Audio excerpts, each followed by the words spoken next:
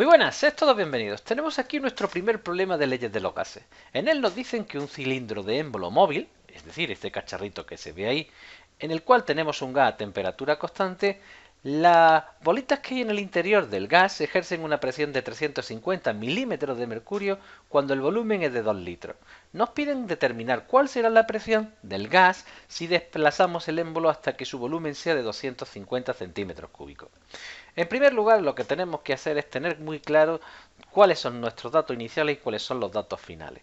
Bien, la premisa importante es que en este problema nosotros vamos a trabajar constante.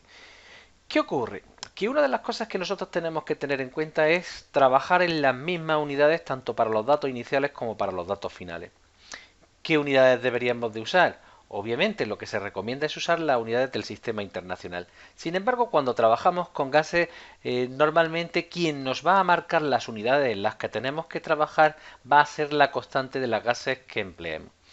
Normalmente la constante de los gases que se usa, la constante de los gases ideales, R, tiene un valor de 0,082 atmósferas por litro, mol y grado Kelvin. Así que nosotros nos debemos ir acostumbrando a usar estas unidades que he estado comentando.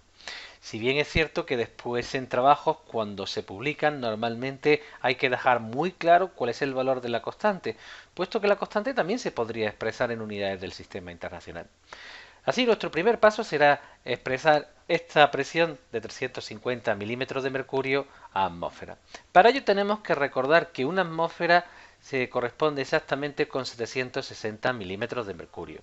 Esto me permite obtener un valor de presión inicial de 0,46 atmósferas.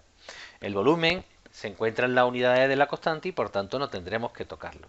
Sin embargo, en los datos finales, el volumen sí aparece en centímetros cúbicos.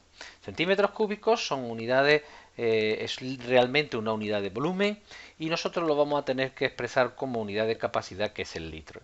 Tenemos que recordar que un litro son 1000 centímetros cúbicos, o mejor dicho, tenemos que recordar cuando vimos que un litro era exactamente un decímetro cúbico.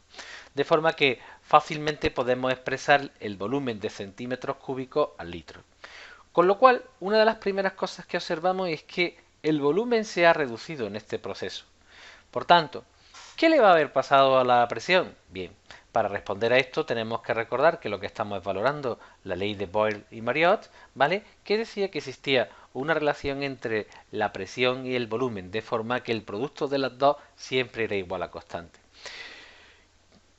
Como primera conclusión, lo que podemos llegar es que si el volumen se ha reducido, para que se mantenga constante esta proporción, lo que tenemos que tener muy claro es que la presión va a aumentar.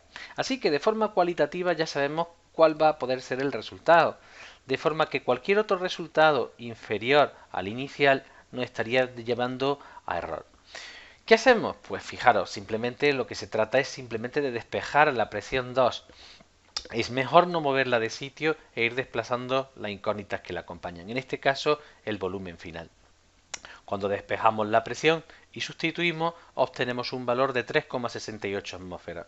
Es decir, que como consecuencia de reducir el volumen del cilindro, la frecuencia con la que las partículas están chocando con las paredes ha aumentado y por tanto lo que nosotros observamos es que la presión en el interior del recipiente, aunque la temperatura sea constante, ha aumentado. Como veis, los problemas de aplicación de las leyes de los gases simples son muy sencillos. Venga, mucho ánimo y nos vemos en el siguiente.